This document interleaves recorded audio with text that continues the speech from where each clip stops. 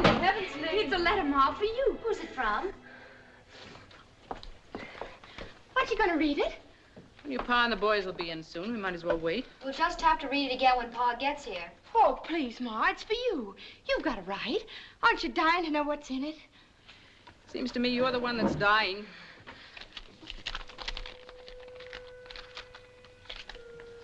Dragonwyck, May 19th, 1844. My dear cousin Abigail. Nicholas Van Ryn. Who's that? Shh, Tibby. Read the letter, Ma. Though we have never met, we are related, as you doubtless know, through our mutual grandmother, Anna Chigansavant. My wife and I have decided to invite one of your daughters into our home for an extended visit. We shall naturally be able to offer her many advantages which she could not hope to enjoy in her present station. In return, if she pleases, she may serve as a companion to our 8-year-old child, Katrine. Upon inquiry, I have been gratified to find that you and your husband enjoy the honor and respect of your little community. Be so good as to let me know at your earliest convenience which of your daughters you select, and I will make all suitable arrangements for her journey to Dragonwyck. Respectfully yours, Nicholas Van Ryn. Golly. Is he really your cousin? Now, don't go imagining yourselves a couple of lost duchesses. There's not a drop of Van Ryn blood in any of us. It doesn't make any difference to me, I'm sure. But you had the same grandmother. She was... Let me see. My grandfather was her second husband. Her first one died. His name was Van Ryn. Nicholas must be his grandson. He's a patroon. A patroon, Cousin Nicholas? What's a patroon? That's what they call the owners of those enormous land grants on the Hudson River. They're the descendants of the original Dutch patroons. And they're terribly rich and elegant. He must be very important. I remember reading 3 or 4 years ago about his visiting President Van Buren at the White House. But you haven't said yet, Ma, whether I could go. The subject hadn't come up yet that I know of. I think it unlikely that your pa will approve. He's more likely to if you do. And if we do decide to let one of you go, why not Tibby? Me? She wouldn't want to go. Would you, Tibby? I'm sure there isn't anything I want that I can't find right here. I'm not anxious to leave my home. That's not fair.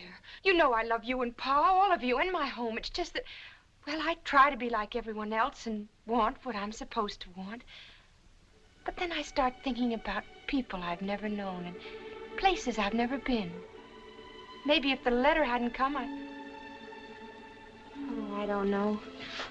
I must be loony. I was killing a hen for supper. You scour the drain board. No use mooning over it. Your pa'll do whatever he and the Lord think best. There's one thing you can be sure of. They'll both feel the same way about it. This day, O Lord, there has come to me a matter of some slight perplexity. Deliver us, we pray, from hankering after flesh pots, and deliver us from vanity and false pride. However thy will be done. Keep and preserve us through the night. Amen. All right, boys, get. Tom? Yes, Pa? You water the stock and look to Whiteface. She's freshening. Yes, Pa. Tibby, is Obadiah Brown likely to come mooning around again tonight? Oh, Pa, I'm sure I have no notion of his plans. Well, if he does turn up, be sure and sit on the steps where your ma can keep an eye on you. Although I must say that Ob is a steady lad, and you, praise be, are not the flighty kind. Thank you, Pa. Now, about this letter, I'd see no reason even to discuss it if it wasn't that your ma acts like it was important. It is important, Ephraim. It might be a good thing for Randy to live for a while in a great house and learn something of the world outside this farm. I'd so like to go, Pa. Your opinion is of no consequence whatever, miss. You haven't the sense of a tomtit. You're past 18 pretty enough in time you got settled down with a man. I don't know what's the matter with you. As for this fine relation of yours, I'd like to know what right he's got to be making inquiries about us. He doesn't mean it that way, I'm sure. Perhaps the gentry have different ways of saying things. Since when do we have gentry in this country where all men are free and equal? A Yankee farmer is as good and maybe a little better than any Dutchman on the Hudson River. We'll say no more about it. Oh, Pa, listen, please. I have a feeling that the letter was kind of a sign. I think the Lord wants me to go. You know what you're saying? During worship tonight, I had a leading. Truly, I did. At least put it to the test, Pa, please, and see what happens. Are you speaking the truth? Search your heart. Very well.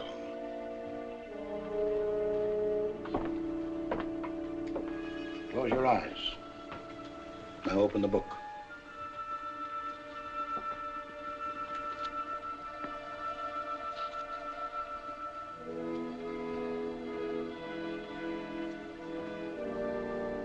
And Abraham rose up early in the morning and took bread and a bottle of water and gave it unto Hagar, putting it on her shoulder and the child, and sent her away.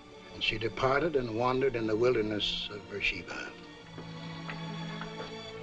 Well, it's none too fitting, but it does seem to have some bearing. I'll sleep over the matter and pray on it. Come, Abby.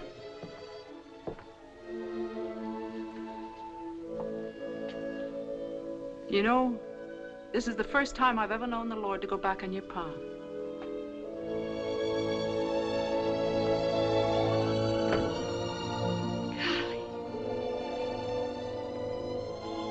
Golly Moses!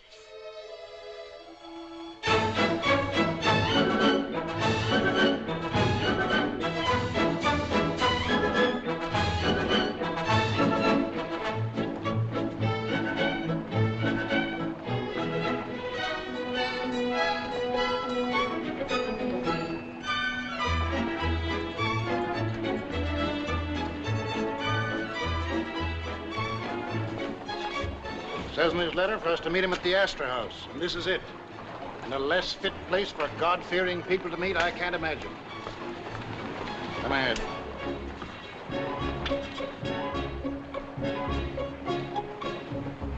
And, what can I do for you, my good man? Are you the tavern keeper? This is not a tavern, and I am not a keeper, my good man. And I am not your good man. We were to meet a Mr. Nicholas Van Ryn. Perhaps you can tell Mr. us... Nicholas Van Ryn? But of course. You must be Mr. and Miss Wells. 1,000 pardons. How stupid of me not to have known it once.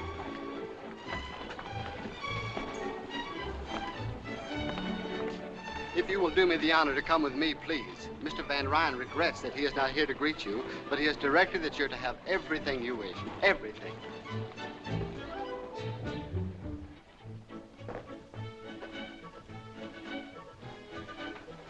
What's all this? Dinner, sir. I didn't order any. Mr. Van Ryn ordered dinner served at this time, sir. Mr. Van Ryn is not here. Yes, sir. Oh, it's beautiful.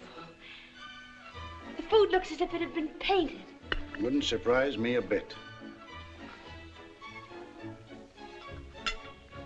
That's the strangest fruit. It's cold when I eat it and warm when I swallow. Let me taste that.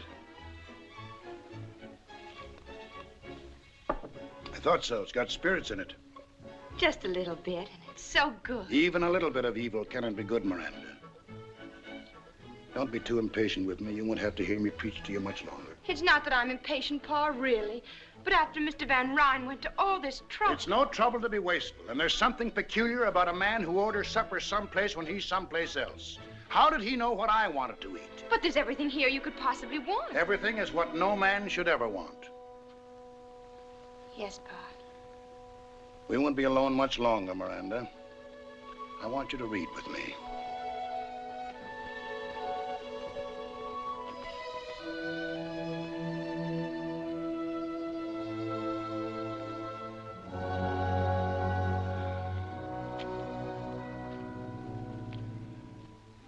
I will sing of mercy and judgment.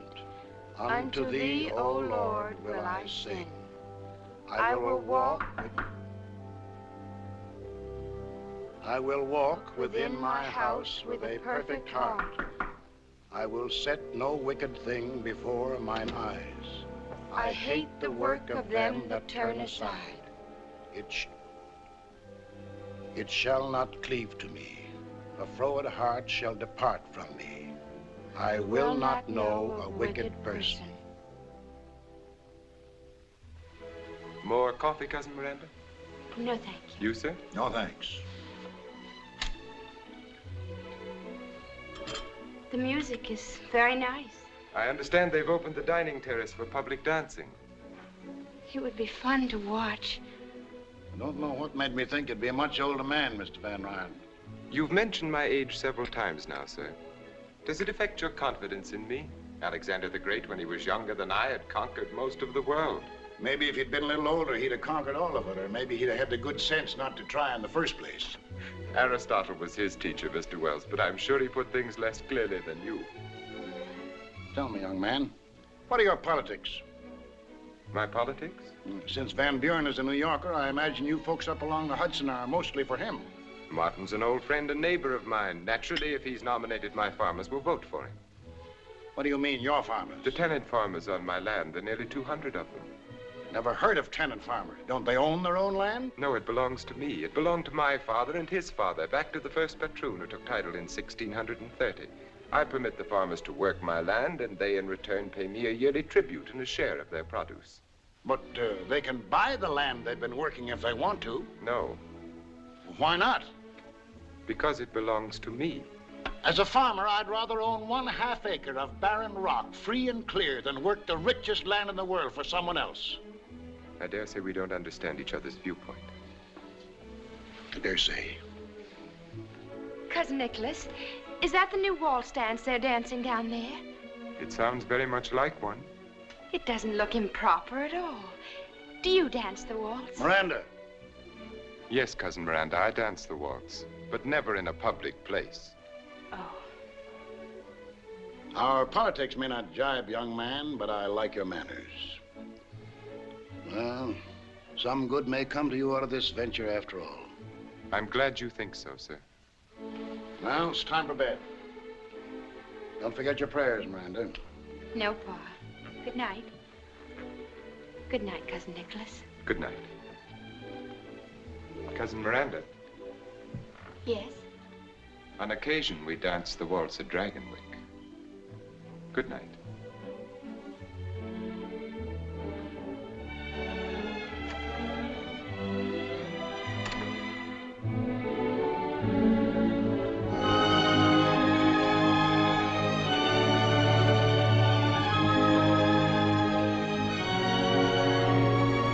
Agatha, there's Dragonwyck. I can see it. Dragonwyck, where? Over there.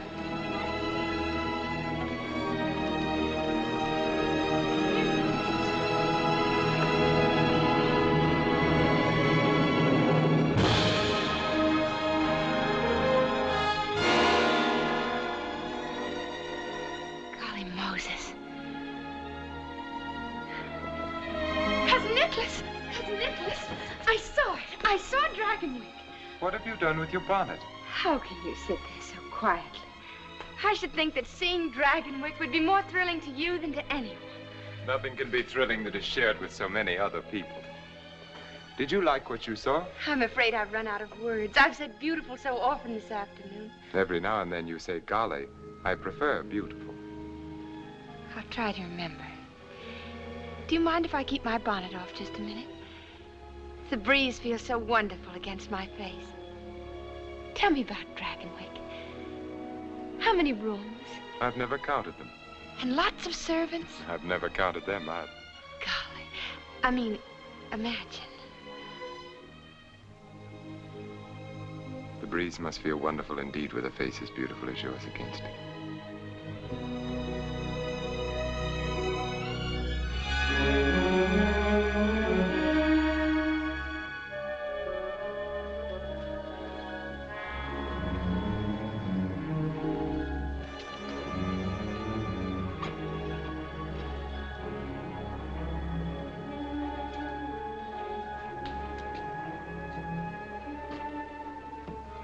Welcome home, Herr Van Ryn. Thank you, Magda. This is Miss Wells. Magda is our housekeeper. How do you do? I assume Mrs. Van Ryn is at dinner. Yes, Herr, and you'll be pleased at how well she's looking. Not that Madam isn't always a picture. See that Katrine comes to the dining hall. Will you come this way, Cousin Miranda? Don't you think I'd better go to my room first? I must look hardly presentable. To my wife, promptness at meals is the highest human virtue.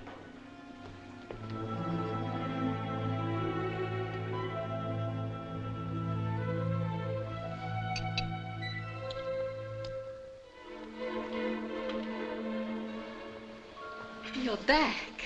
Yes, as you see, I'm back. I didn't know I would have waited. And here is Cousin Miranda. Oh, welcome to Dragonwyck, child. Thank you. Will you sit here, Cousin Miranda? Thank you.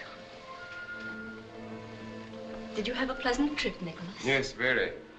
Miss Wells has had practically nothing to eat today, Tompkins. I'd suggest you serve her at once. At once, Minia.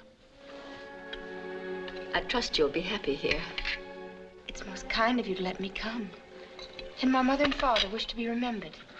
I'm sure they're most worthy people, and I'm sure you'll be a good girl. Oh, Nicholas. Yes, my dear? You didn't forget the pastries, did you? Of course not, my dear.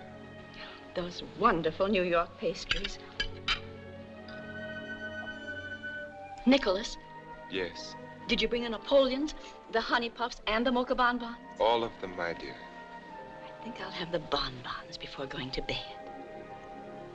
Tompkins, serve the honey puffs after dinner, but be sure they're well chilled. Yes, madame. And shall we keep the Napoleons for tomorrow? For my lunch. After dinner, you'd best go find Katrine. You might read her a story. We can hardly ask our guest to occupy herself with the child tonight. She must be tired. As you say.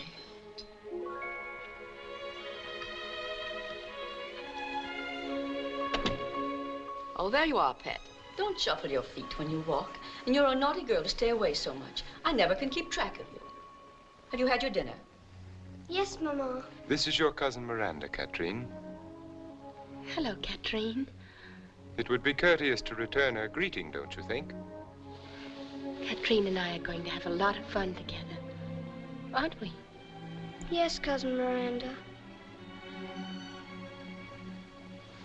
May I go now, Mama? Oh, I suppose so.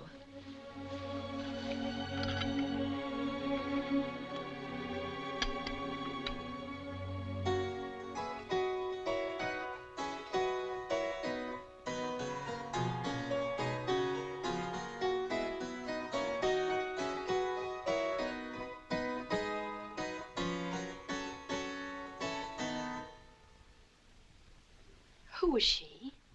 She was my great-grandmother, Azild. Azild? That's a strange name.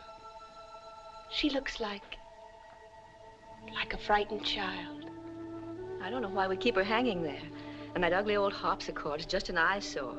The servants have to be driven to dust it. You think we're going to bite them? She was from New Orleans. She and my great-grandfather were married there in 1743. I guess I imagine it was one of those sudden romantic adventures. Tell me some more about them, Cousin Nicholas. Azild and your great-grandfather. Did they fall in love at first sight? No Van Ryn does anything at first sight. But she must have been happy to live here. As it turned out, it didn't matter. Soon after their son was born, she died. She brought this harpsichord with her from her home. She played it always. If you listen to the servants, they'll have you believe she still does. Fortunately, we don't listen to servants or to their superstitions. Oh, no, of course not.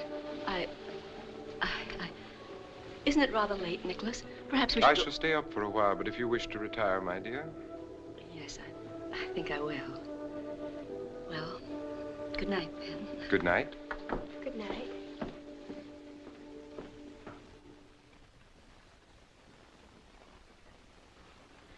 I think I have some new music that will please you more than Van Beethoven, Cousin Miranda. You can sing as I play. Oh, no, really? Of course you can. The lyrics are printed on the sheet.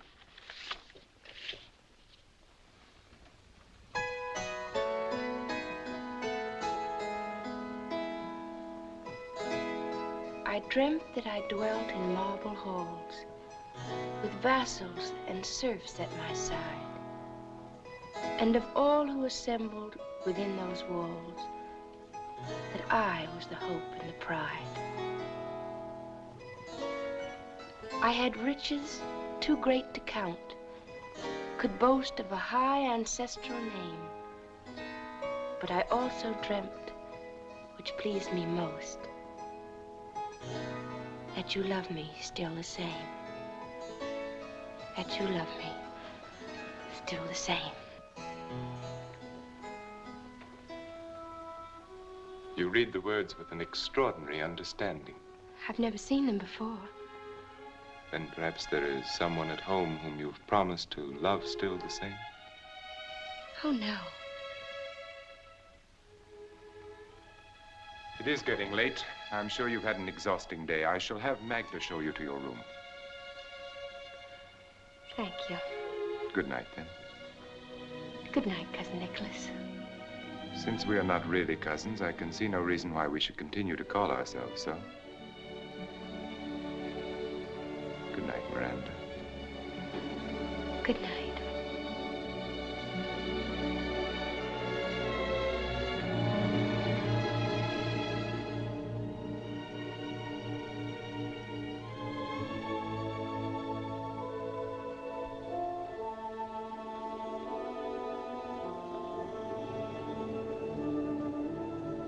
Have you had a pleasant evening, miss? Oh, yes. This is a lovely room, isn't it?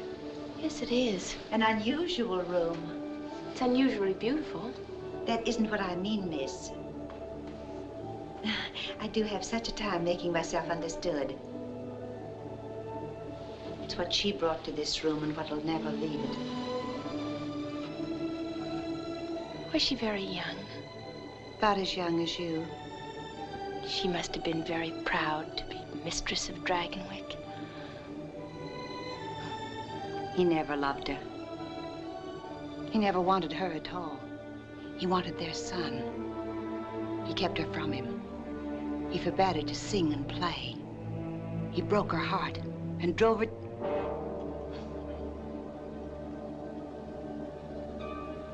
She prayed for disaster to come to the Van Ryns. And she swore that when it came, she'd always be here to sing and play. She killed herself in this room. This harpsichord. That's just kitchen gossip. Oh, you mustn't take me seriously, miss. No one ever does. May I take you to your room now? Thank you.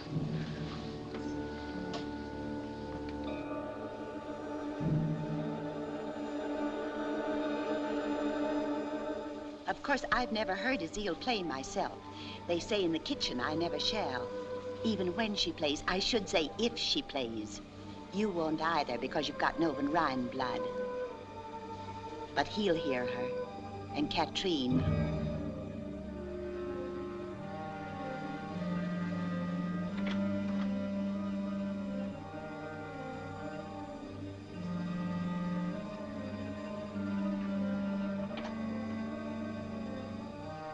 Is this my room? Yes, miss.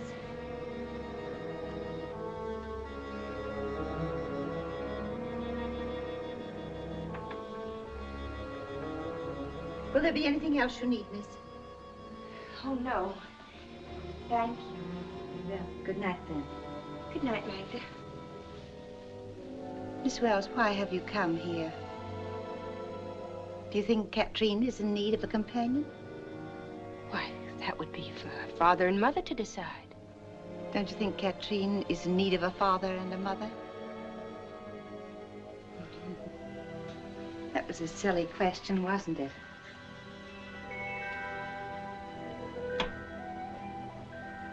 You like it here? Of course I do. Of course you do. You like being waited on. I could see tonight it was the first time. You like peaches out of season. You like the feel of silk sheets against your young body. And one day you will wish with all your heart you'd never come to Dragonwyck.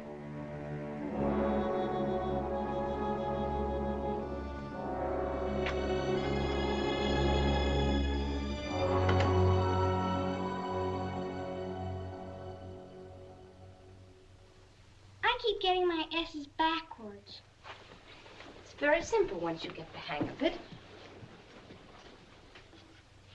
Up, and then a hook, and then a swing to the left, and there you are. Mm-hmm. That's right. But Pa's kind of like a teacher to you, isn't he? He's been very kind and helpful to me. What's he like?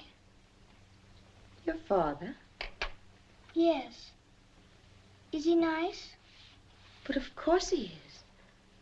Don't you think so? Does he like me? Katrine, what a strange thing to say. Your father and mother both love you very much. Did they tell you that? Why, it's understood. They love you just the way you love them. But I don't love them.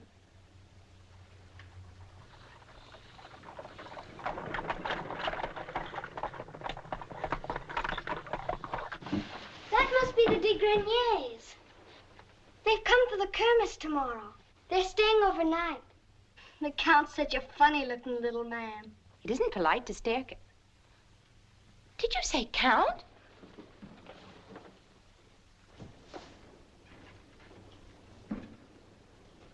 So that's what a Count looks like. So do barons and dukes. Tomorrow the house will be packed with them. Papa always has a 4th of July ball for the river families after the farmers have their Kermesse. Ball. You'll have a wonderful time. And you can wear the ball dress Papa had sent from New York. But I won't know anyone to talk to or to dance with. Oh, everyone will want to dance with you, Miranda. Golly, I hope so.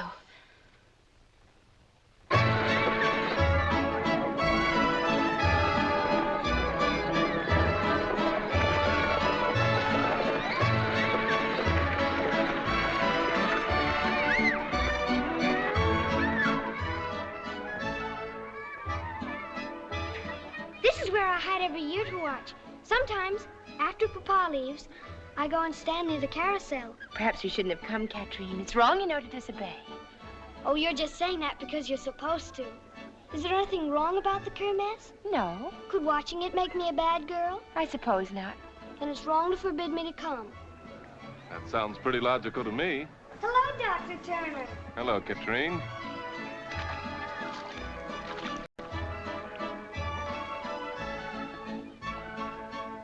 Oh, this is Miranda. Wells. How do you do, Miss Wells? How do you do? Papa sent for her all the way from Connecticut to be my companion. She's a kind of a very distant cousin, but she's nice. I had no idea that the Van Ryns ever honored Connecticut. We're not really cousins, but Mr. Van Ryn was kind enough to invite me to Dragonwyck. Whereabouts in Connecticut? Near Greenwich. But that's all farm country. Sheep and potatoes, mostly. You seem so startled, Doctor. Haven't you ever met anyone who came off a farm? Not anyone who came off a farm to live at Dragonwyck. It seems like an odd place for you girls to watch the Kermesse. You'd have much more fun over there. But we're really not supposed to be here. We're hiding so Papa doesn't see us. Katrine had her heart set on it. You know how children are about such things. Why, you wanted to see the Kermesse even more than I did. Don't worry, I'll keep your secret. Papa will never know from me about either of you. May I have the honor of seeing you again, Miss Wells? Why, yes, if you like. I would like, and soon. If you're sure it won't be too unpleasant for you. Unpleasant? Well, you see, the patroon and I don't get along very well. In fact, the first thing I've ever known us to agree on is bringing you here. I think that was a fine idea. Well, happy Independence Day. Bye. Oh, I like him so much. I wish he could be my doctor, too, instead of just the farmers. Why doesn't he like your father? Because Papa doesn't like him either. Why not? Papa never says why not. Oh, here they come!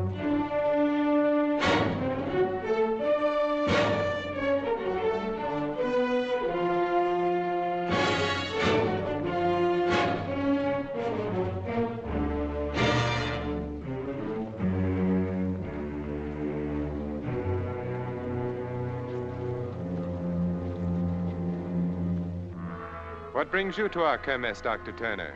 Are you expecting an epidemic of minor injuries? You never can tell, Mr. Van Ryn.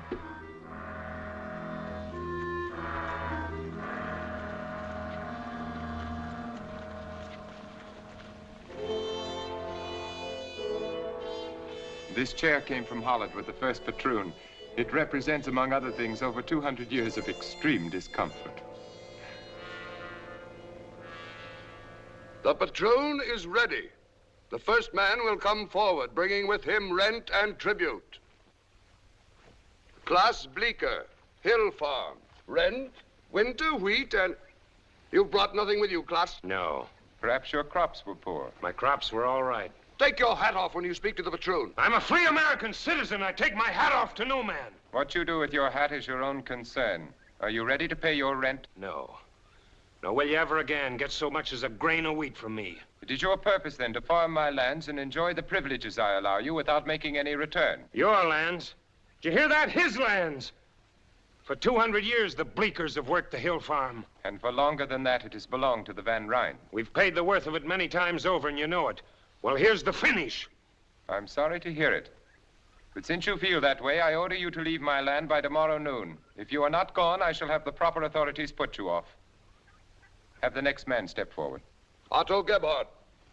Won't you reconsider your decision, Mr. Van Ryn? Klaas Bleeker and his wife and children have no home other than his farm. Where will he take them? I see you've come empty-handed, Otto. Have you a reason? You know the reason. It's his birthright as a free citizen of a free country. These men are not alone. The anti-rent movement has swept New York State. Man, take your head out of the sand and help to solve this problem peacefully. Because it's got to be solved, peacefully or not. Speak up, Otto. I'll bring the stuff tomorrow, sir, if that will suit. Will the rest of you men step forward, please? I have something to say. Tired of listening and talking and listening!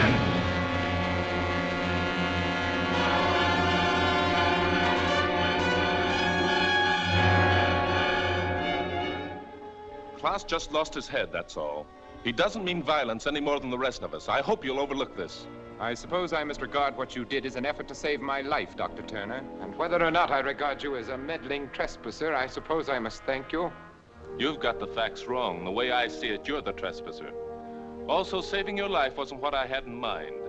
If Klaas had killed you, it would have done these men infinitely more harm than you could ever do alive. So don't thank me, Mr. Van Ryn. I shall say a few words about what has just happened, and they will be my last. Dr. Turner's efforts to incite anti-rent rebellion in our local district have been well known to me for many months now. Just what is it he wants you to want so passionately?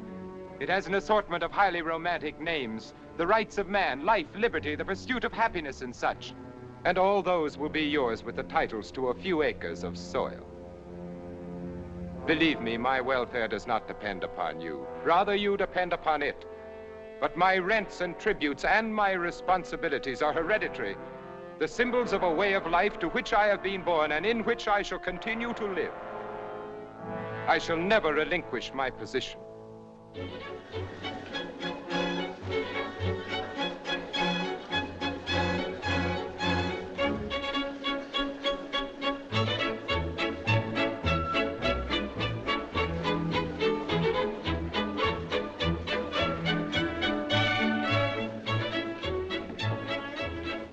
I beg your pardon, mademoiselle. But are you not Miss Wells, the companion to little Catherine? Yes, I am. I have not had the honor. Will you permit me to present myself? Henri, Henri, racontez-leur le discours de M. Van Ryn ce matin. Le discours? De quel discours? Cet accident lui-même qui a été... Oui, il y a eu un Je n'ai jamais vu un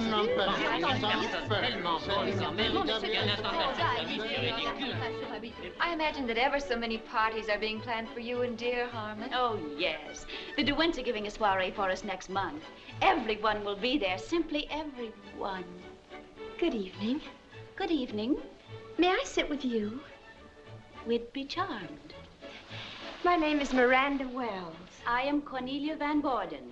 My sister Elizabeth Van Borden, Miss Helena Vanderhyde. How do you do? Well, we were just discussing dear Cornelia's wedding to Harmon Van Brock. Do you know Mynheer Van Brock, Miss Van... Wells? No, I'm afraid I don't. You see, I don't know anyone here. Really? Where are you from? Connecticut. Connecticut? That's in the west, isn't it? Why, no, it's right next to New York State. My sister means that it's across the river. Which river? The Hudson, of course. You see, Miss Van Wells. Just Wells. There are other rivers, you know. Do you know a city in Connecticut called Greenwich? Oh, yes, very well. I live there. It's also called Horseneck. Horseneck? What an incredible name. It seems ever so much more polite to say Greenwich. Well, it's mostly the farmers that keep calling it Horseneck. Tell me, Miss Van Wells, just plain Wells, how is dear Victoria Schermerhorn?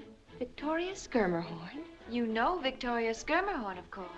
I know of Victoria Schermerhorn, but I'm afraid I've never met Victoria Schermerhorn. But you live in Greenwich. Well, you see, I don't live in Greenwich. My father owns a little farm just outside. Your father is a farmer. Who is his patroon? There aren't any patroons in Connecticut. Why not? Because there just aren't any. I think that's very odd. I don't. I think my father would rather own half an acre of barren rock in his own name than work the richest land in the world for somebody else. You're raising your voice, Miss Van Wells. It's just plain Wells. And I'll raise my voice if I like. What makes you think you're so much better than I am? We never said we were. The thought seems to have originated with you. And what's more, I never even heard of Victoria Schermerhorn.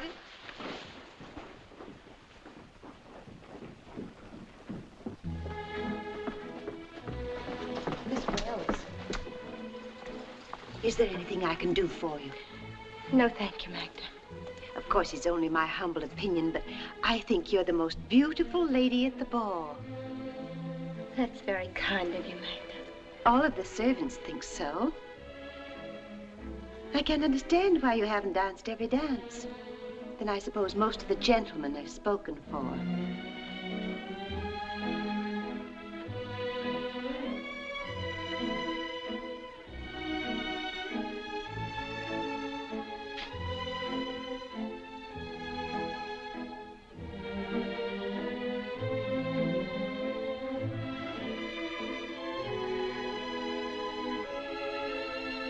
Miranda? Good evening. Are you enjoying the kermesse of the upper classes? Very interesting to watch. As if I were visiting a different world. And I suppose everyone has commented on your gown. And how beautiful you look. Not everyone. Do you like it, Nicholas? Very much. And do you think I'm beautiful? The most beautiful lady at the ball? Yes, I do. Thank you. I'm very grateful. You haven't answered my question. Are you enjoying the ball? I said it was very interesting to watch. That's not an answer. Well, then, no. Why not? You know that answer as well as I.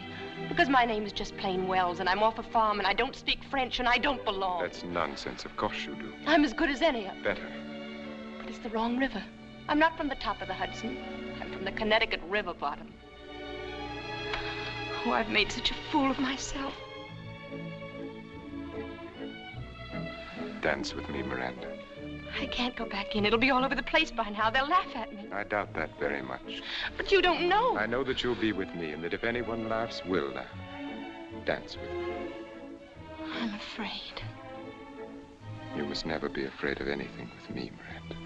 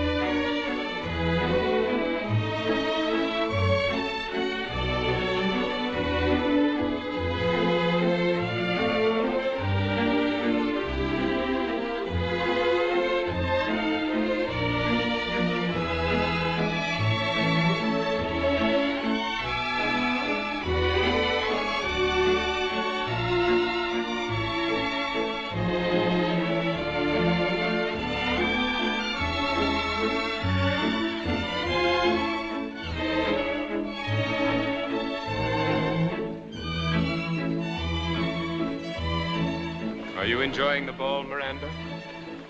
Well, aren't you going to answer my question? I can only think of one thing to say, and you won't like it. Say it anyway. Golly Moses.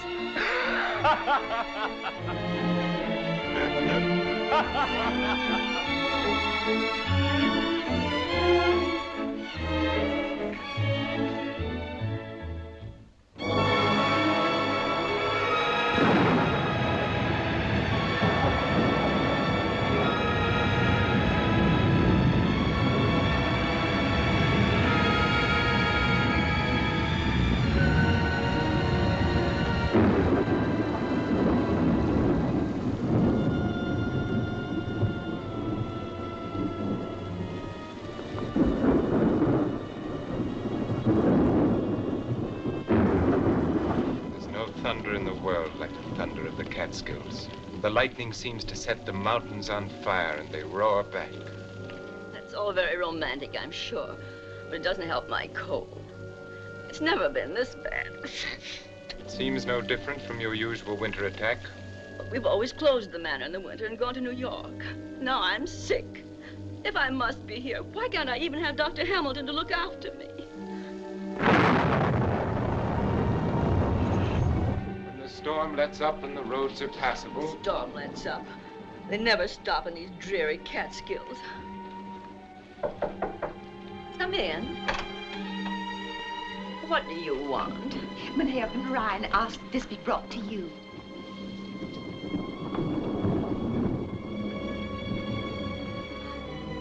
Why, Nicholas, it's your favorite oleander. I thought it would brighten your room and perhaps make your stay in bed less unbearable. Oh, thank you so much. Can't remember when anything has pleased me more. How alive it is. As if it were thinking, as if it had thoughts of its own and desires of its own.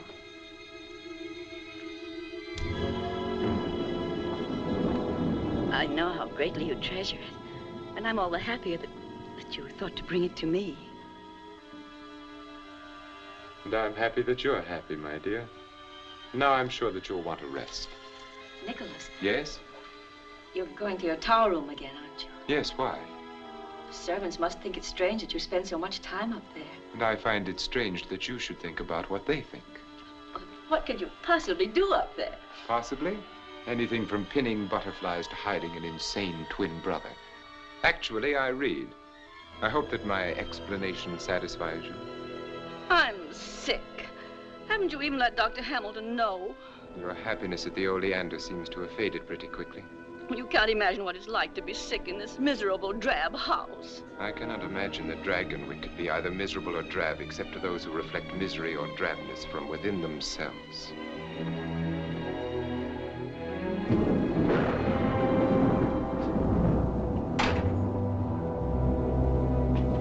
Mynheer Van Ryn. What is it, Magda? It's Dr. Turner. No one is sent for a doctor. Turner, what does he want? He's come to see you. He says it's most urgent. My regrets to Dr. Turner. I am engaged and cannot be disturbed. Yes, Mynheer. Never mind.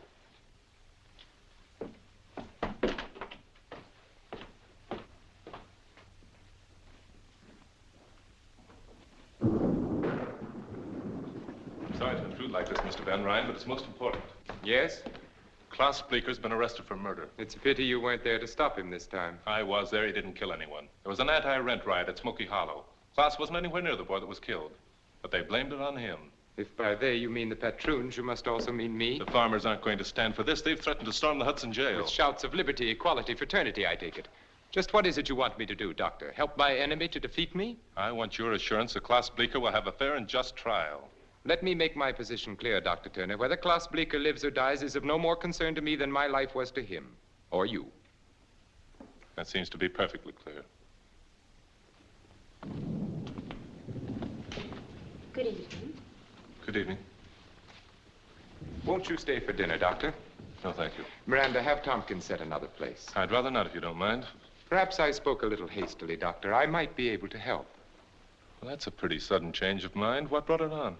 I assume that John Van Buren is to prosecute the trial, is he not? Yes. He's a close personal friend of mine. You still haven't told me what changed your mind. Dr. Turner, you have my assurance Klaus Bleeker will have a fair trial. Now you might do something for me. Mrs. Van Ryn has a severe cold. Will you help her if you can? Yes, certainly. I'll show you to her room.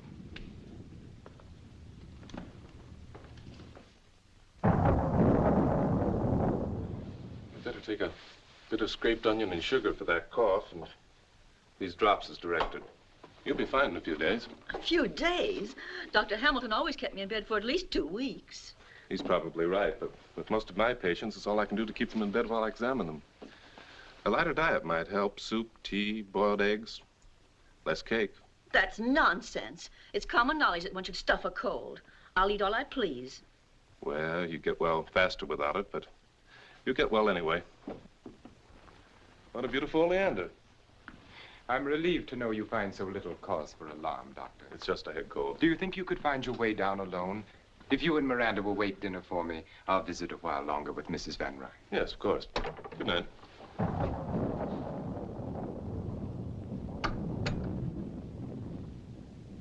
Dr. Hamilton usually encourages you to eat. But then, of course, he has the tolerance of experience and age. Turner is young and relentless.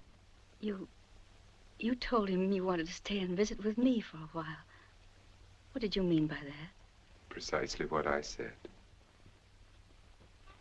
Just to stay and be with me? Oh, Nicholas, you confuse me so. Sometimes when you bring me flowers and smile at me, I think... What? That you like me and want me. And sometimes... Yes? I feel that you hate me and would like me to die. Oh, Nicholas. Yes? Do you think... Could we go away together? Away? Alone, just the two of us. When I'm well again. Of course we will, my dear.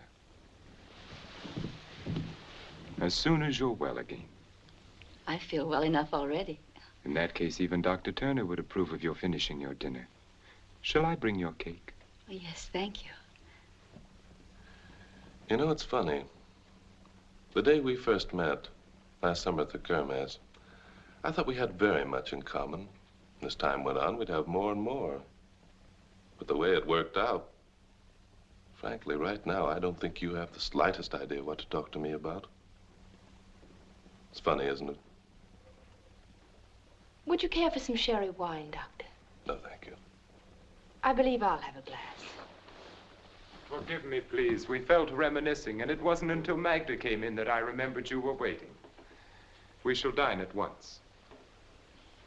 Of course, Doctor, you're not to think of starting back on a night like this. You'll stay over. No, really, I have... Consider your objections overruled and the matter settled.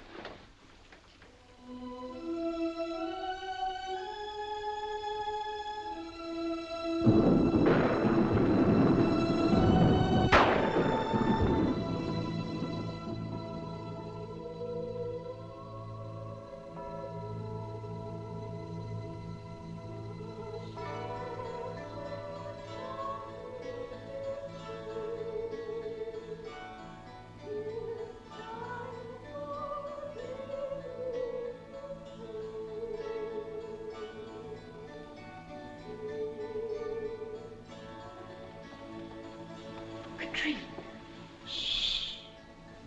Why aren't you asleep? Because I don't want to sleep. It's so beautiful.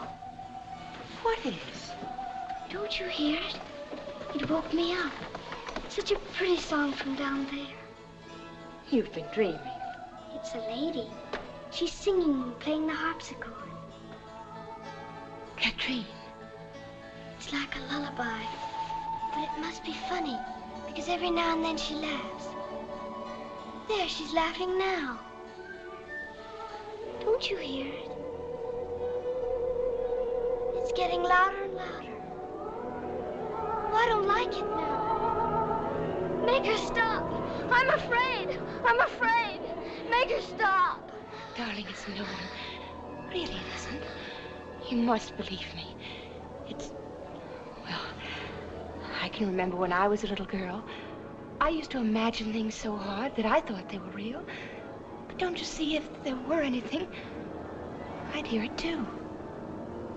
It stopped now. Of course it has. It never started, really. Oh, I'm so tired.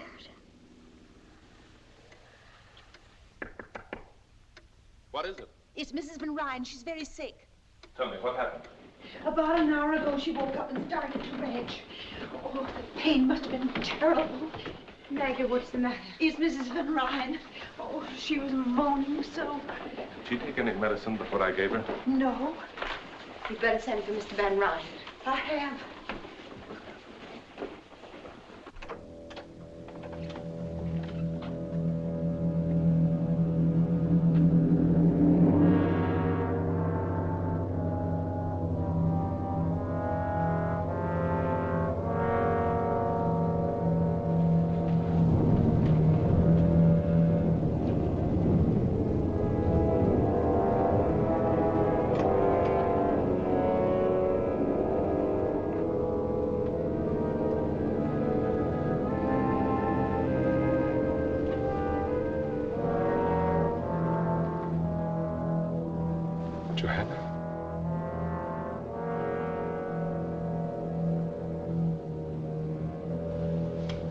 Dr. Turner.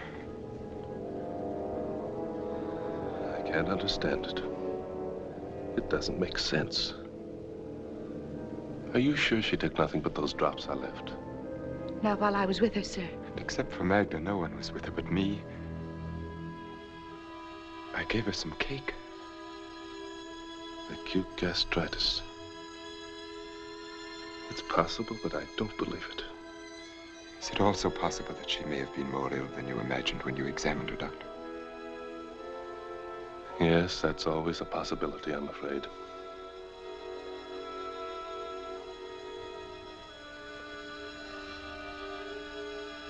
See that the pastor is notified at once. And have him come to me.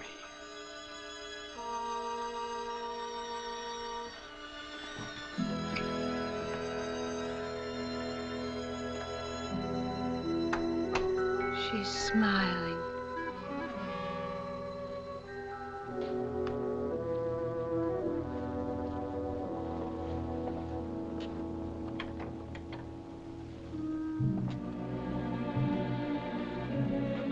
I'm sure he didn't mean that you were to blame.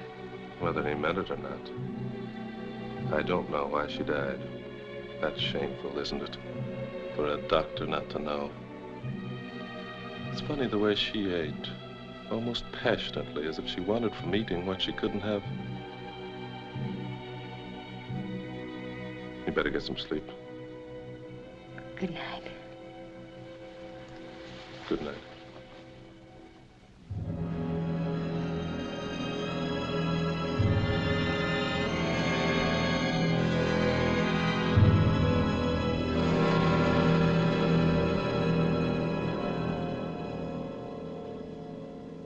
I remember how the chapel bell rang on the day Johanna and I were married. Tonight it is soft and sad, but then it was loud and ugly, and my head ached with the noise. Johanna laughed and said it was a heavenly bell that would ring for us until death. We were never happy, but our life together was tolerable until Katrine was born. And then we knew that Johanna could have no more children, that I was to have no son, that there were to be no more Van Ryns after me, that I was to be the last. I wish I knew something that I could say that would help you. I want to so much. Do you, Miranda? At an unhappy time like this, it must be difficult, I know, to think of anything else. But what has happened was beyond human control, Nicholas. You must have faith. In God, I intend to. I must not feel that my life is finished, and I won't. As long as you are with me.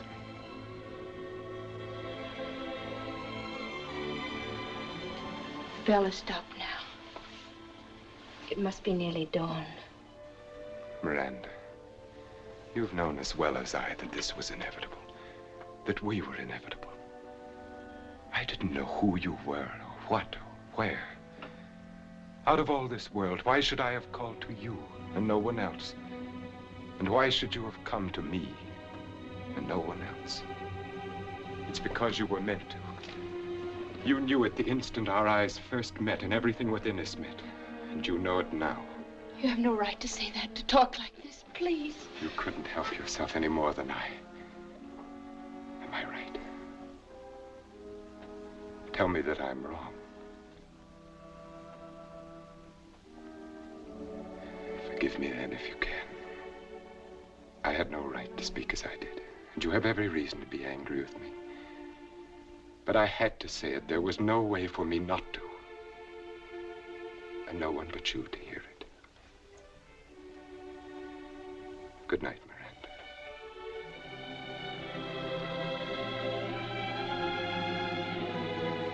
Good night, Nicholas.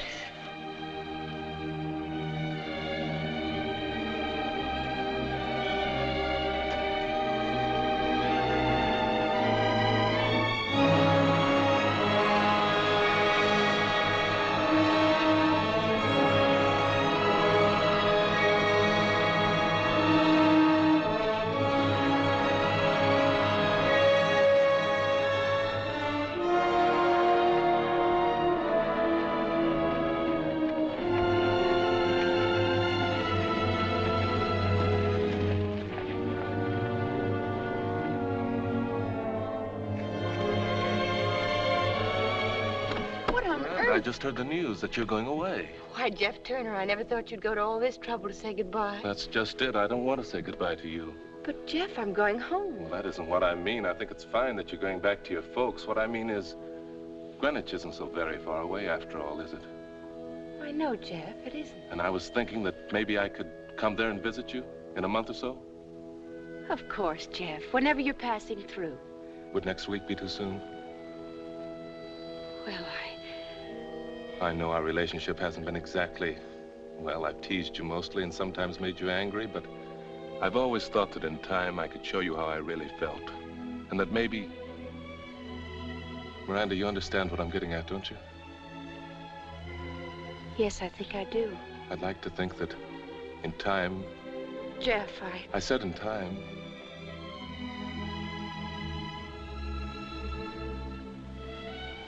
Is it that hopeless? I don't know what to say. Well, there's not very much you can, I guess. Well, have a nice trip. Thank you, Jeff.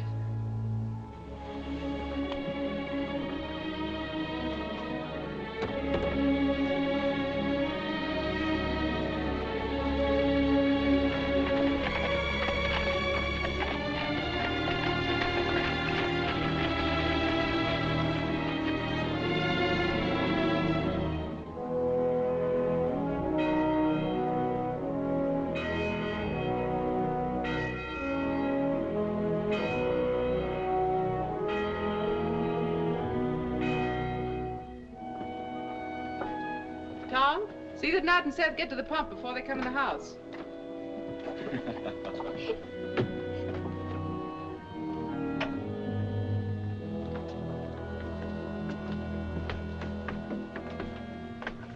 Come inside. I want to talk to you.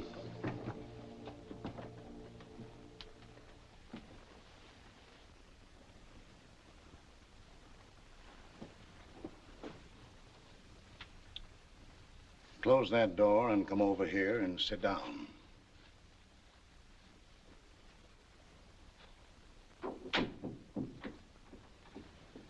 That was a nice sermon today, Pa. Strange you should say that. Struck me you weren't listening too hard. I heard every word. Struck me your mind wasn't on it at all. Where is your mind? What's the matter with you? Nothing's the matter, I tell you. Now, Abby, I'm going to get to the bottom of this. I've made up my mind. But if there's nothing the matter... You were the first to see it. For months, you fretted and worried. Miranda can't sleep. She won't eat. She can't smile anymore. Talk to her, Ephraim. All right. I'm talking. Since the day you drove in here in that fancy rig, you've been no more one of us than if you'd never come home at all. Ephraim, please. You hung your fancy outfits in the closets and you acted like you never took them off. You won't sleep and you won't eat because your home's not fine enough. And you won't be happy because we're not fine enough. That's not true. It's got nothing to do with that. What has it to do with then? Sometimes when a woman's unhappy, she just can't talk about it, Ephraim. Are you going to tell me it's a man? What man, I'd like to know? She's given frostbite to every mother's son in the county. Perhaps the right one hasn't come along yet. Well, she won't find him with her nose stuck in the air, wanting what she can't get. A woman ought to get a man first and then want him. Someone rode in the gate.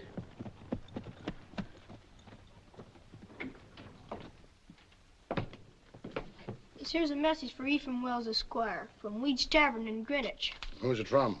I don't know, but I can tell you how to find out. Read it.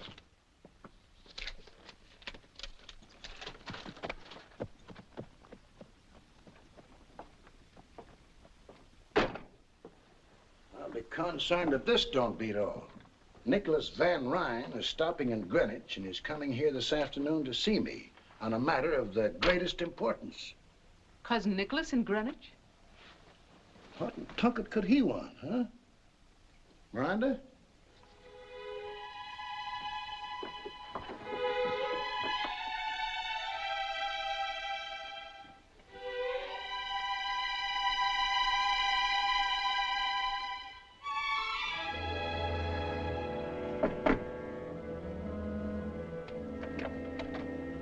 Mr. Wells, how do you do?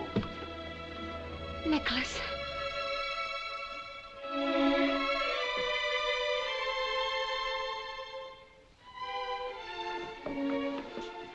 Just what is the meaning of this? May I speak with you alone, Mr. Wells? I consider your behavior exceedingly strange. On the contrary, it couldn't possibly be more conventional. Sure, Mr. Van Ryn certainly handled Pa. That's enough of that. This matter doesn't concern you. Now get. What did you think of him, Ma? I don't know. We weren't even introduced.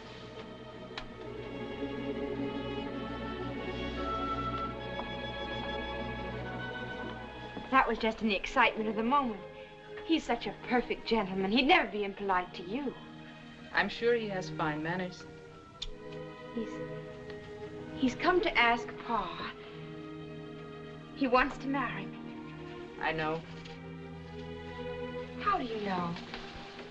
Ever since you've been home, you've never brought his name up once. A woman's apt to be that quiet about a man she loves. Besides, you've ironed that dress every week now for 2 months. Miranda, child. Yes, Ma. You love him very much. Of course I do. Are you sure?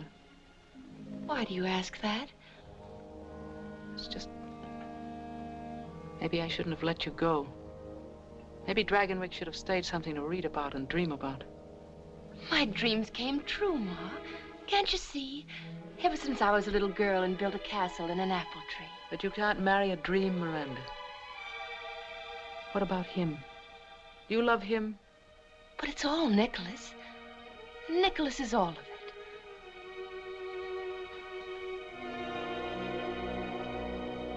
You're acting so strangely. Almost as if you were afraid. Miranda, Abigail, come on in here.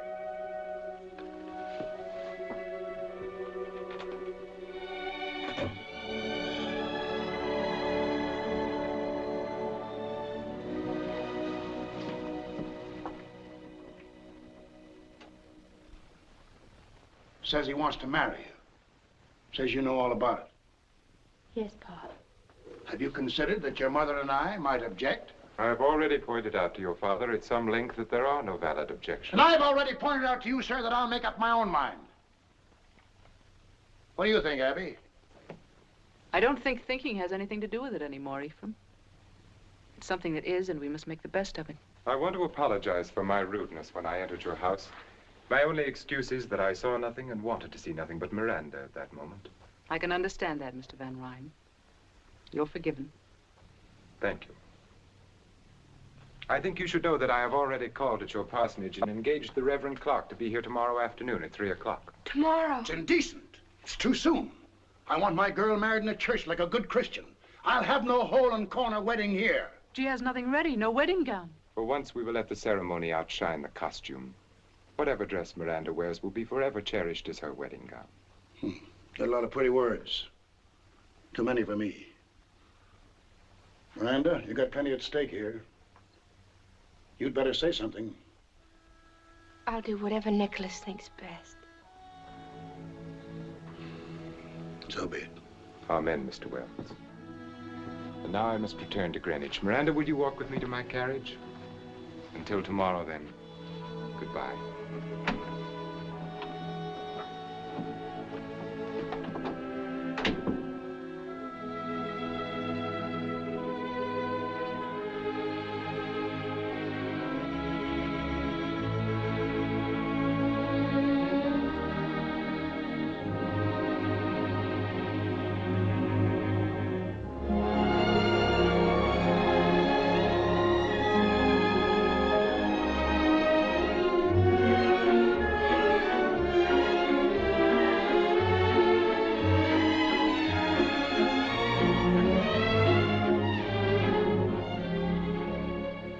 Which carriage have you sent to meet Mr. Van Ryn at the landing? The lander, madam. Have the grooms their new uniforms? Yes, madam. Here are the menus for the week. Thank you, madam. And Mrs. McNabb, I've just written Miss Katrine that we found her doll. Please be sure that it's packed carefully. I wouldn't want anything to happen to it. Certainly, madam.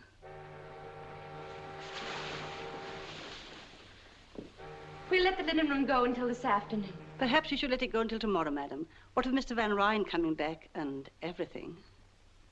I won't overdo it. And remember, not a word to Mr. Van Ryn about everything. I want to be the one to tell him. Of course, madam.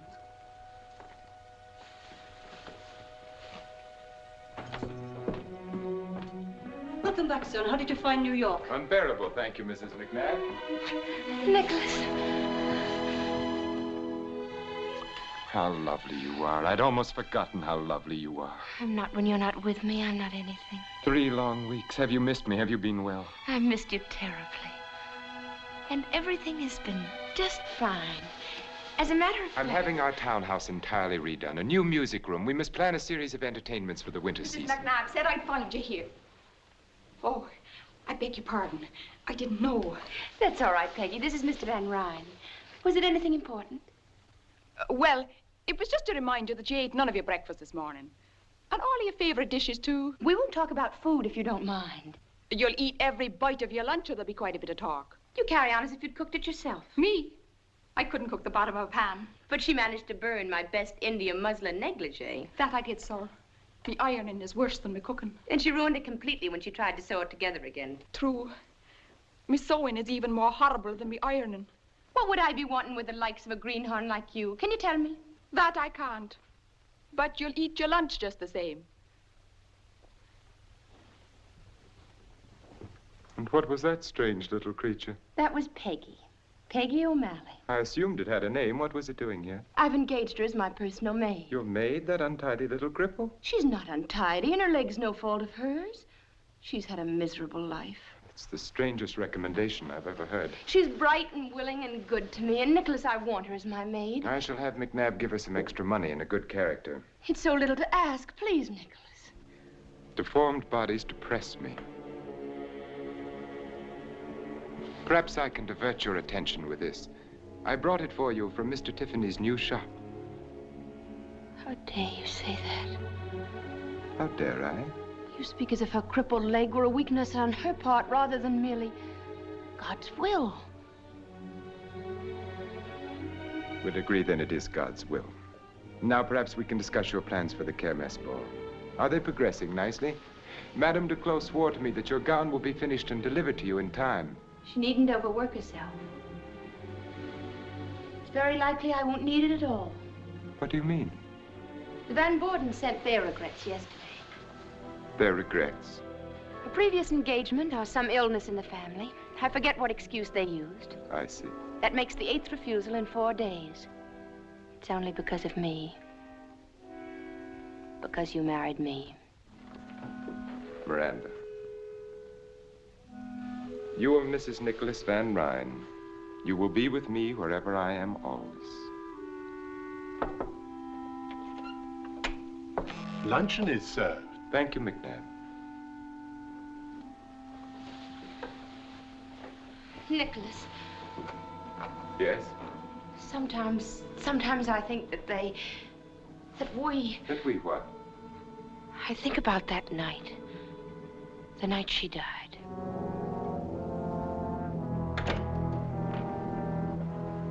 What about that night? It was so soon after. Perhaps we should have waited to decide. In the hope that our gossip-mongering neighbors would be more approving. I don't care whether they know, Nicholas. It's just that we do, and so does God. I've never heard you speak so childishly, Miranda. You might well be on your father's knee. Do you believe there is a God who spends eternity snooping on human behavior and punishing all violators of the pastor's latest sermon? That's not what I mean at all. What do you mean? Well, I believe that God has put a sense of right and wrong within all of us. And that when we do wrong, no matter if no one else knows, we do. And you've remembered that ever since your Sunday school days, haven't you? That's a good girl. Now let us enjoy our lunch. Nicholas, you do believe in God. I believe in myself, and I am answerable to myself. I will not live according to printed mottos like the directions on a medicine bottle.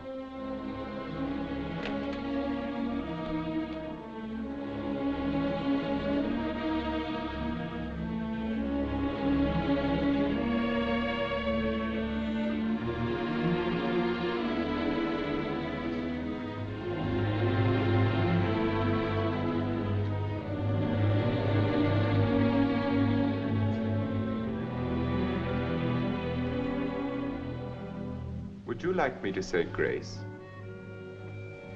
That won't be necessary. Then I shall begin our salad dressing.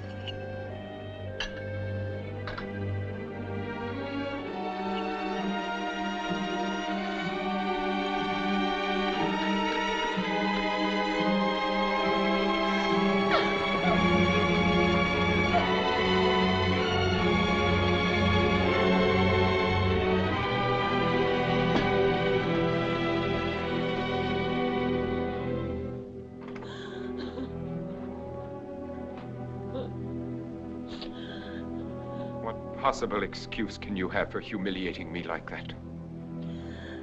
Miranda, what is the matter with you?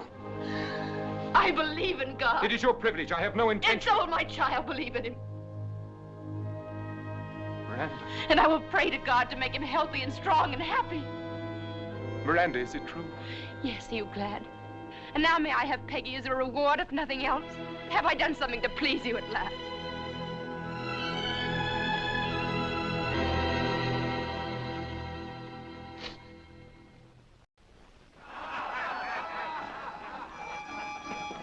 Talk. They're celebrating. I'm gonna celebrate too and get drunk. John Young's our new governor, and the farmers of New York State have got a right to celebrate and get drunk. Hand me up my ancestral chair.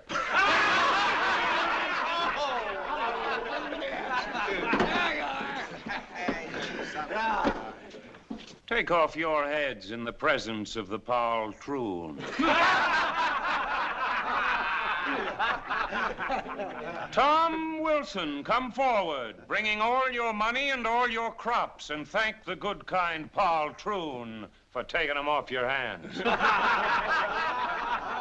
I don't have to know more. John Young's the governor, and the Constitution's been changed. I can buy my farm. It's the law. That's right.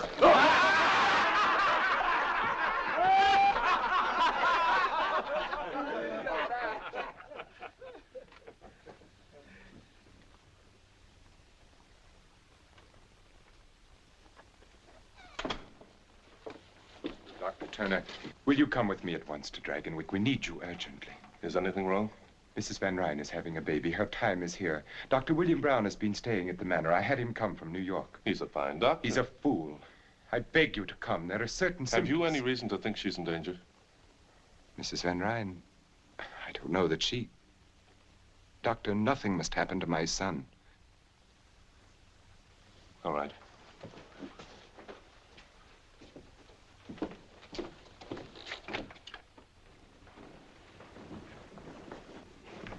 She's been took back, and they won't let me near her.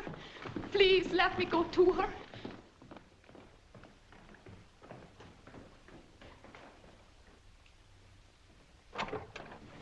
What is it, Dr. Brown? What has happened? Everything's quite all right, Mr. Van Ryn. Quite. Are you certain? I assure you. Dr. Turner, I want you to take every precaution. Mr. Van Ryn, would you and the nurse step out while I consult with Dr. Brown? I can see no reason Your presence here can only be upsetting to you and to us.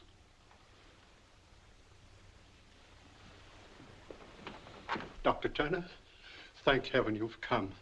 I can't assume this responsibility alone any longer. The man's a maniac. I think he'd kill me if anything went wrong. Nonsense. My dear fellow, you just don't know. When I tried to resign from the case and return to New York, he had me locked in my room. He watches me all the time through those icy eyes of his. Sometimes I think he's mesmerizing me. Have you been giving her laudanum? Yes. As far as he is concerned, everything's quite normal. There is an irregularity in the child's heartbeat. But as you know, it's sometimes hard to catch through the stethoscope. Yes, it often is. I think I'll wait until she wakes a little before I examine her. In the meantime, Doctor, why don't you get some rest? If you'll take over for a little while, my room is just down the corridor. I will call you if you need it. And don't worry. Thank you, Doctor. Thank you.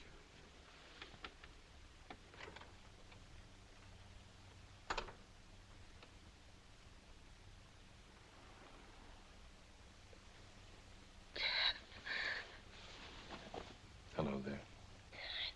I don't know whether to believe this or not. You can believe it. Are you going to take care of me now? Yes. I'm going to take care of you now. That's good.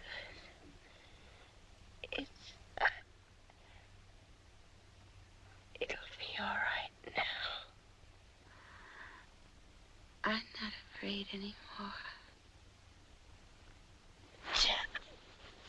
Don't be afraid. Call Dr. Brown. Jeff, help me. I'll always help you.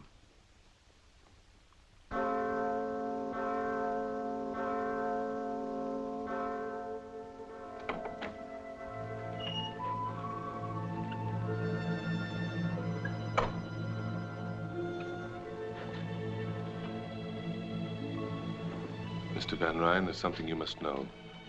Your son is not well. I can't tell you how sorry I am, but at least your wife has come through beautifully, and in time, there's no reason why you can't have other babies. My son is entirely well, Dr. Turner. I appreciate your services, and you will be suitably recompensed. But he can't live. His heart is malformed. It's a miracle he wasn't stillborn. It's nobody's fault. Nothing could have prevented it. It's just a tragic accident. You will find a carriage waiting to take you to your home. You just won't face facts, will you? You never believe anything you don't want to.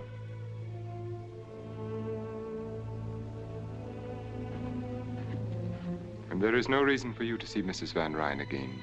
Good day, Doc.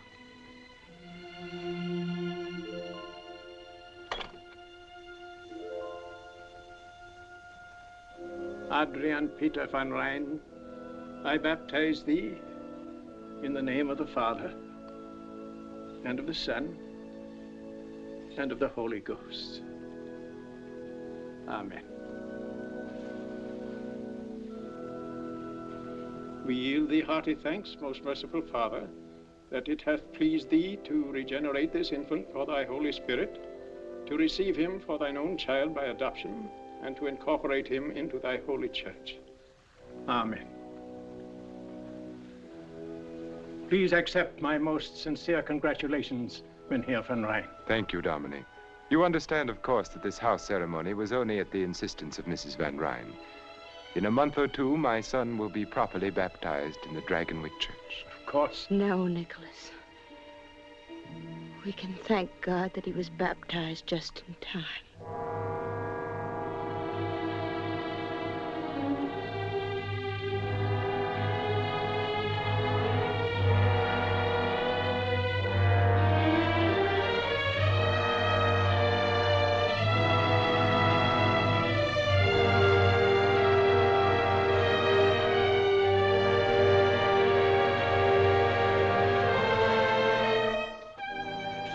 Don't leave her now, please. Loathsome little cripple. Why should you have been permitted to live and not my son?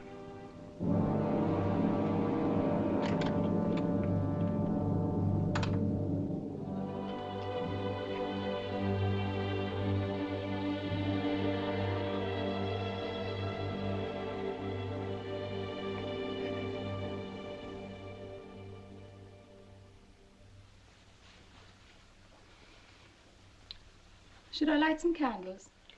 No, I like to sit here in this half dark. You'll ruin your eyes. How long has he been up there this time? A week, perhaps more. Ever since he got back from New York. And before that... I'm sure it isn't very pleasant for him, Peggy. And what is it for you? Shut up there for weeks on end without a word or a sound. If it was any man but him, I say he keeps a bottle up there in that tower room. Peggy. Kiss them.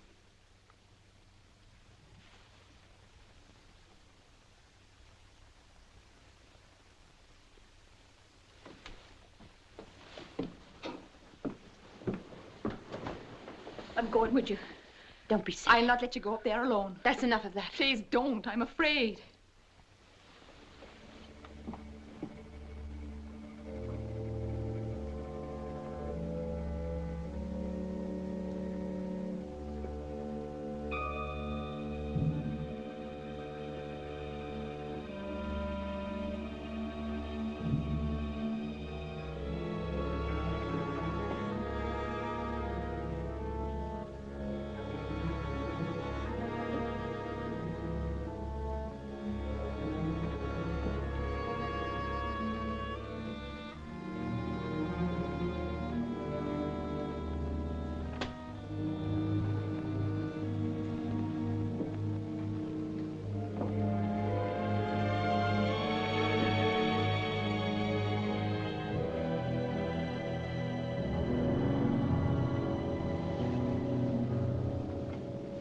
Oh, it's you.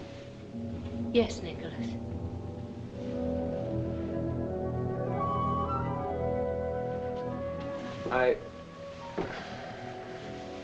This is an unlooked-for pleasure. I wasn't expecting you. Frankly, I'd almost succeeded in forgetting you. Don't be frightened. I'm not frightened. I'm sure you're not.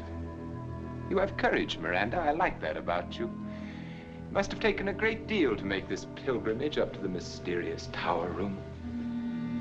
I assume your twisted little friend is offering up suitable prayers for your safe return. I see no reason why they should be necessary. Tell me, are you disappointed in what you found here? I'm sure you expected velvet drapes and heathen idols, an altar for human sacrifice, at least. Nicholas, what do you do here? What do I do?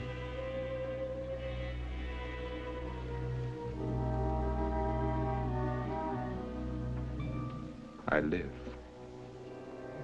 I'm sure you mean a great deal by that, but it isn't very clear to me. Didn't expect you to understand. How could you? Don't be offended. By ordinary standards, you're quite intelligent. But I will not live by ordinary standards. I will not run with the pack. I will not be chained into a routine of living which is the same for others. I will not look to the ground and move on the ground with the rest. Not so long as there are those mountaintops and clouds, and limitless space.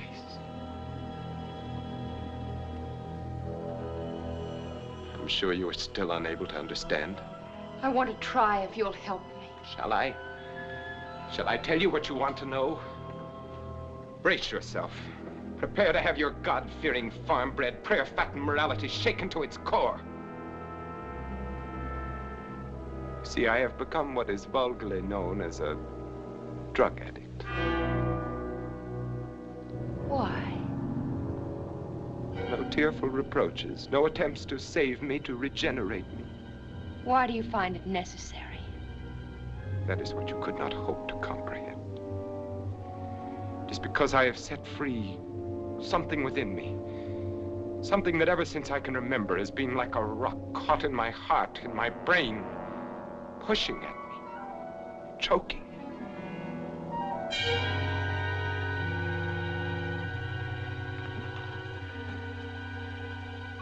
I know you better than you think. Perhaps I have underestimated your intelligence. No, it's pretty ordinary and farm-bred. I couldn't follow everything you said, but I think it's pretty simple.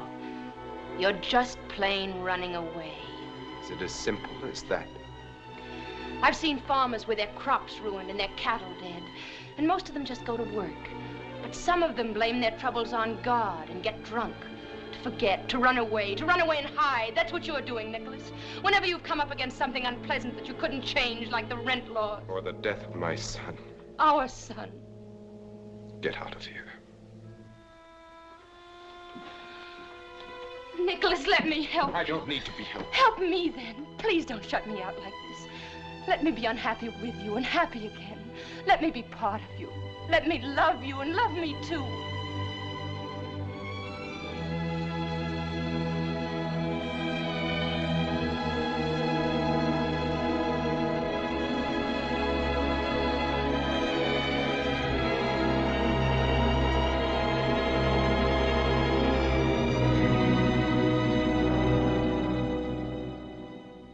A story, Peggy, but I'm afraid you'll have to tell Mrs. Van Ryn there isn't much I can do for her husband. Tell her. She doesn't even know I've come here. Then what? And do you suppose I'd so much as whistle to get help for him? It's her I'm afraid for, Dr. Jeff. Afraid of what? I can't say right out, but there's a blackness in that house and in him. His coming and going, the look in his eye when he watches her. You've got to come and take her away. What makes you think she'd want to go? Whether she wants to or not. I'm only a doctor. I've got no right You can't leave her there to be hurt and hurt again. Not knowing what she's done wrong or how to do right. Happy as a child because he so much as sends a plant to her room. A plant? An ugly-looking growth to my taste from Egypt or Asia. Has she been taking her meals in her room? Yes, oft times. Why? Come on.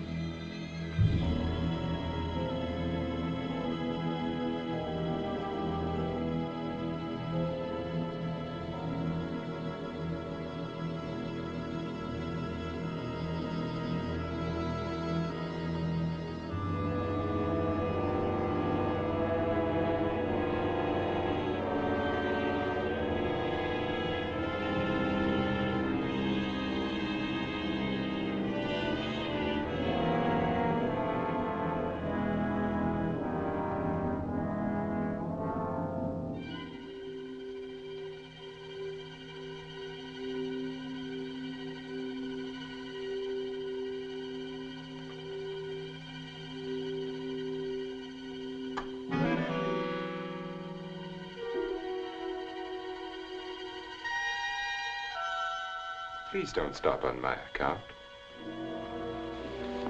Your father wouldn't have. I remember how he continued to read so doggedly. Ephraim Wells took his religion without flinching, the way a strong man should. Nicholas, what do you want? I appreciate the warmth of your greeting, the quick happiness in your face at my appearance, your pleasure at my company. Why have you come here? Inasmuch as this is my house, must I explain my presence in it? Of course not. Forgive me, I'm so tired. I'm sure you are. This has been a trying time for you.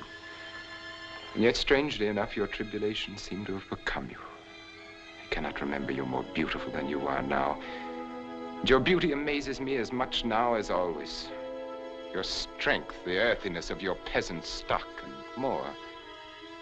Your grace, your unexpected look of quality. It would be a pity if we were not to have another. If you were barren.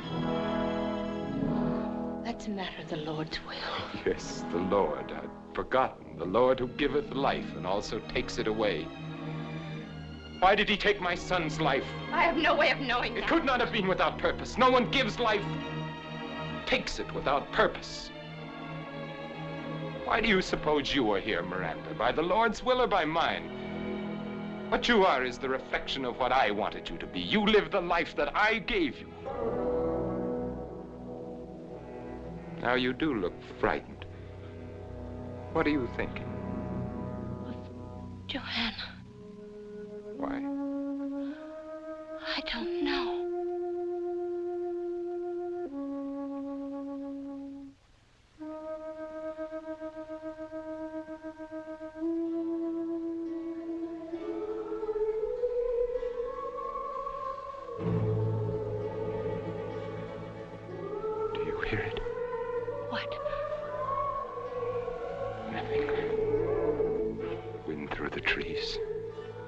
There is no wind. There is. A creaking board somewhere. It's not important. Stop now. But I didn't hear anything. Neither did I. Yes, you do. It's from the Red Room. The harpsichord is ill. Stop it. Then Katrine did hear her that night when Joanna...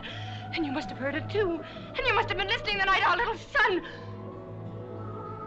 I never believed it, really. But now I do.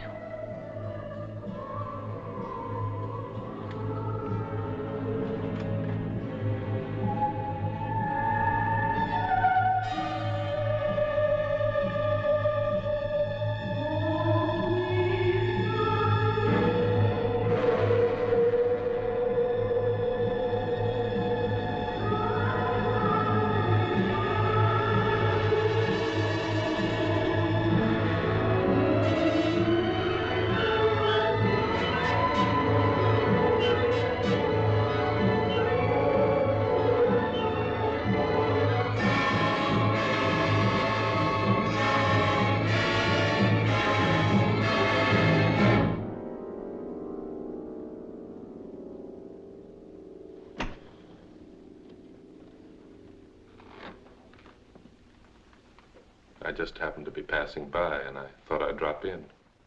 Passing by. I see. Summoned in the best heroic tradition by the faithful little cripple. And have you an army of farmers equipped with pitchforks lurking in the garden? No, that fight's all over, and you lost it. But Peggy seemed worried about you, so Do I look as if I needed medical aid rushed to me in the dead of the night? You can hardly expect a diagnosis from me based upon your appearance alone. It's good to know you have become more careful in your diagnoses, Doctor. I can recall when you were less thorough. I've improved a lot since then. There was much room for improvement. May I be frank, you're not a very good doctor, Dr. Turner. There are too many things you should know that you don't. I still insist I've improved. For one thing, I've learned a great deal about plant life. I would think that human life were more to the point. I've discovered that the two are strangely related. You know, in a way, you're responsible for it all. How nice. We must discuss your discoveries sometime soon. What about right now? Jeff, what are you doing here at this time of night? The patroon and I are discussing flowers. Flowers? And while we're on the subject, I suppose you've thanked him prettily for the lovely plant in your room? I don't understand. It doesn't matter, he does. Is it as pretty as the plant in your late wife's bedroom the night she died? You're letting the discussion become rather morbid, Dr. Turner. I was never able to forget that plant. At first, I thought only that it was very beautiful, but I've learned since then it was also very deadly. Nicholas, what does he mean? It's a glucoside, similar in action to digitalis, but much more toxic. I guess it was a good idea to have a doctor on hand that night you asked me to stay for dinner. Weren't you lucky I wasn't a better doctor at the time? It was all so legitimate. Your wife with a bad cold. She couldn't possibly have tasted anything in the cake. It was all soaked with rum anyway. I don't believe it.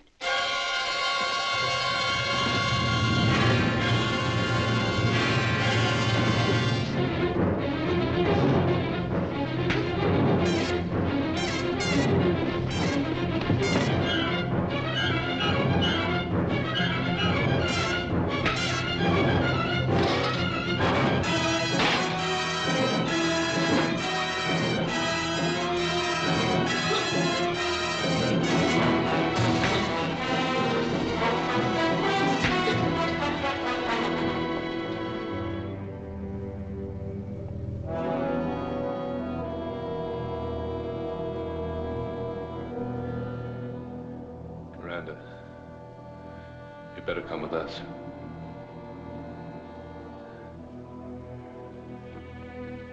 Come on.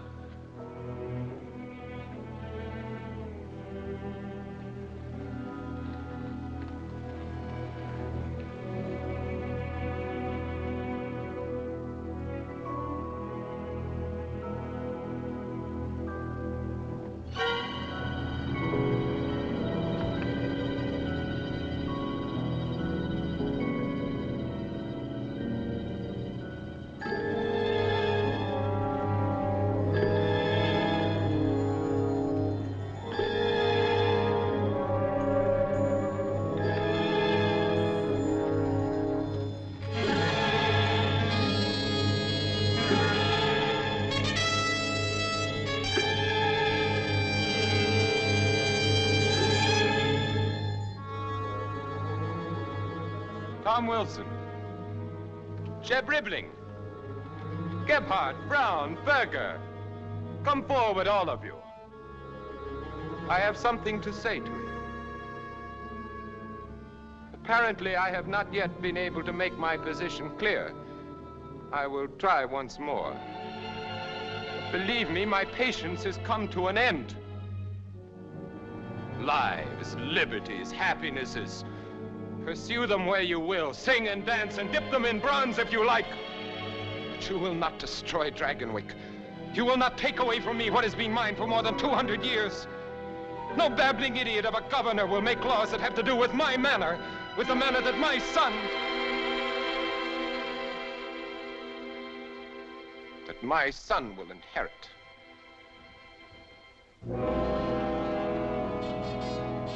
Oh, it's Dr. Tierney. What are you doing here? You are not wanted. You're trespassing. I don't want you here. I don't need you anymore. There was a time when you knew too little and I could use you, but now...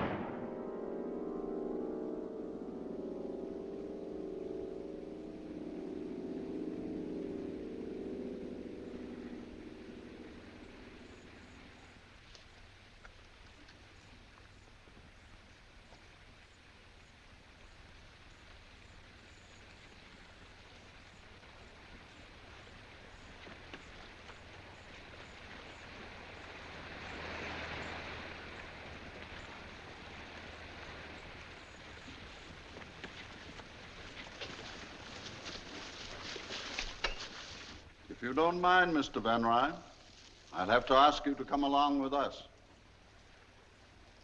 Mayor Curtis, isn't it? Yes, sir. I do mind very much. I have no intention of going anywhere with anyone. This is not a request, Van Ryn. You're being ordered to come along. You're under arrest. I will not be ordered to do anything by anyone. This is my property, and you will all leave it at once. Nicholas, please, this is your only chance. My only chance? How little you know me, Miranda. Even Johanna would never have said that. Dr. Tierney, you might use your influence to benefit these men for once and tell them to get out of here. How little you know me, Mr. Van Ryn, or them. You don't believe I'd shoot? Yes, I believe you. Have it your way, then.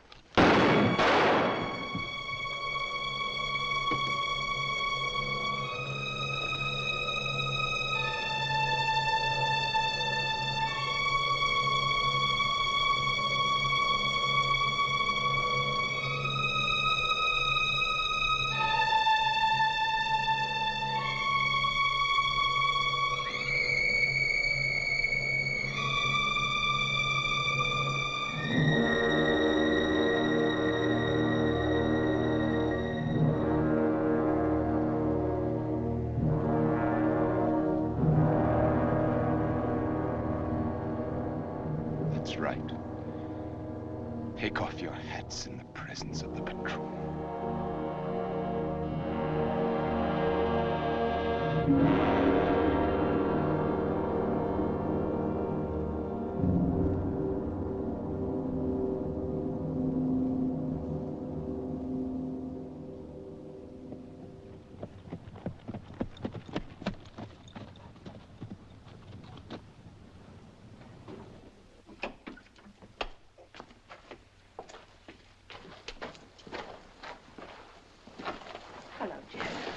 I thought if you didn't mind, I'd ride alongside to the boat landing.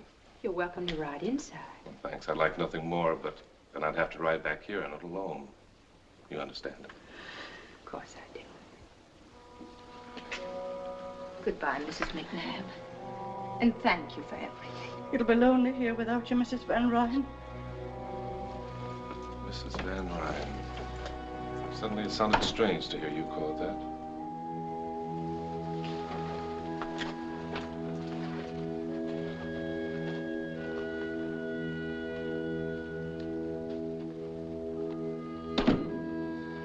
Is that all you're taking with you?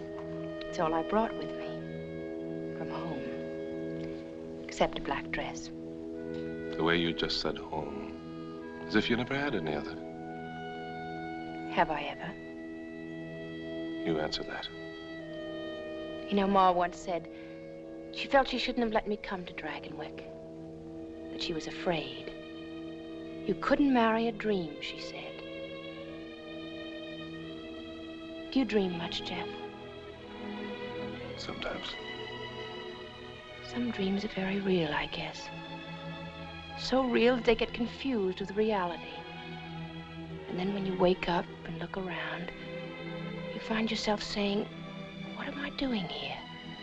How did I get here? What is this to do with what I am and what I want? Then I guess you make up your mind you've had a nightmare.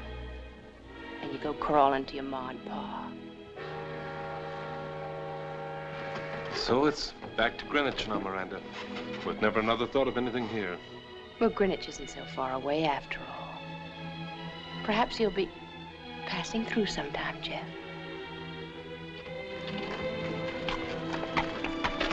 Would next week be too soon?